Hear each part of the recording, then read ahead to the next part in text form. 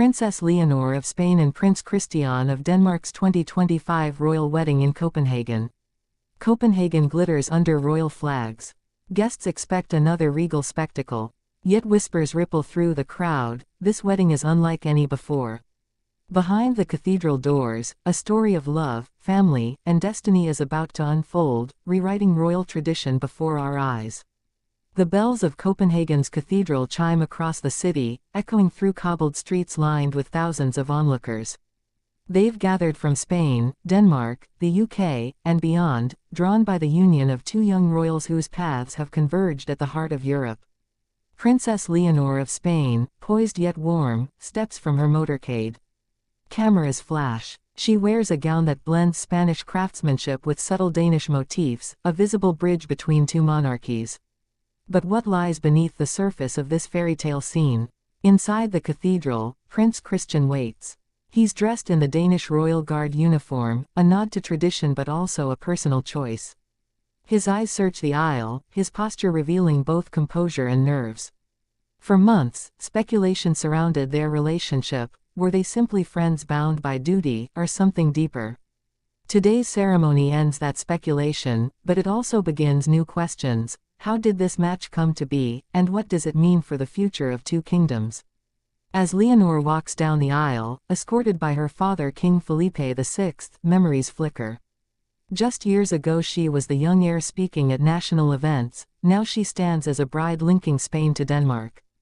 The Spanish royal family sits alongside Denmark's, their smiles carefully measured, but in private conversations tension lingers.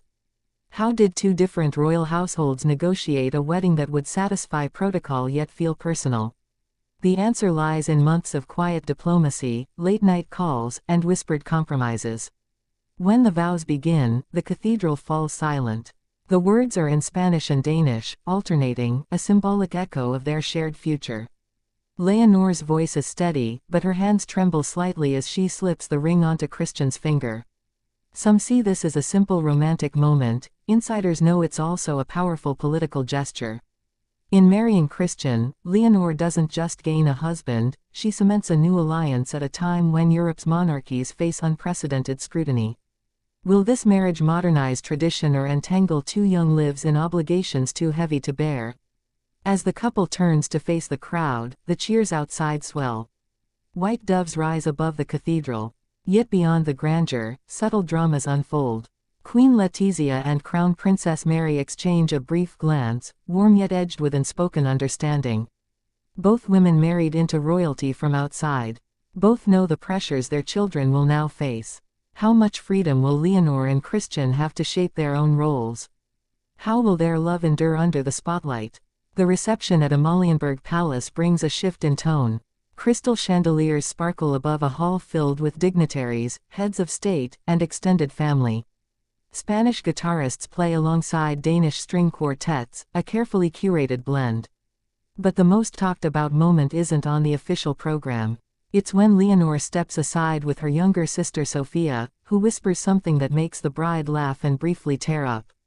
Cameras catch it, and speculation begins instantly. Was it an inside joke, a message of support, or something deeper about their family bond? Meanwhile, Prince Christian shares a quiet toast with his father, Crown Prince Frederick. They speak softly, but lip readers catch fragments, ready, future, together. For royal watchers, it's a tantalizing glimpse into the private conversations behind a public marriage. What plans have been laid for the couple's first months together? Will they reside in Denmark or split their time between Madrid and Copenhagen? Each answer hints at the next chapter of this unfolding story. As night falls, the couple's first dance draws the guests to the edge of the ballroom. The music slows. Their movements are graceful but unpracticed, a sign of authenticity in a world choreographed for cameras. The crowd softens, applauding not just the spectacle but the humanity of two young people stepping into history. This isn't just a royal marriage, it's a crossroads of tradition and change, a living narrative that will shape the future of two monarchies. Outside, crowds continue to celebrate. In Madrid, plazas fill with flags of Spain and Denmark. In Copenhagen, locals light candles in windows. Social media surges with images of the dress, the vows, the subtle glances between family members. Yet beneath the trending hashtags, deeper questions resonate. Will Leonor maintain her path as heir to the Spanish throne while balancing a life in Denmark? Will Christian's role in the Danish royal family shift as he becomes tied to a foreign monarchy? Can their love withstand the pressures of a digital age where every expression is dissected worldwide? Hours after the ceremony, the newlyweds retreat to a private room. Away from cameras, they exchange simple words of relief and joy. It's the first time all day they've been alone.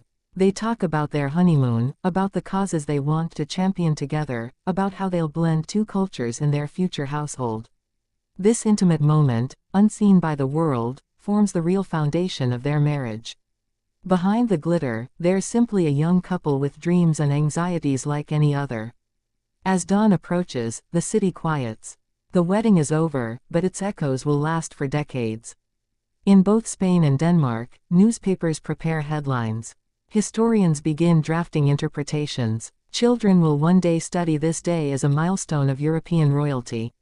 Yet for Leonor and Christian, it's the start of something private, something no title or protocol can fully define, a shared life, chosen under extraordinary circumstances. The story doesn't end here. Each decision they make, where to live, which languages their children will speak, how they navigate their dual roles, will be watched and analyzed. Some will praise them as modernizers, others will critique every deviation from tradition. But on this wedding day, standing hand in hand in Copenhagen, they've already done something powerful. They've reminded the world that behind crowns and ceremonies are real people, weaving love into history's tapestry. And as the last candle flickers in the palace, a new dawn rises over both monarchies. This union, born of tradition yet charged with hope, has set in motion a future that even the most seasoned royal watchers can only guess at. The fairy tale image is complete, but the real story is just beginning.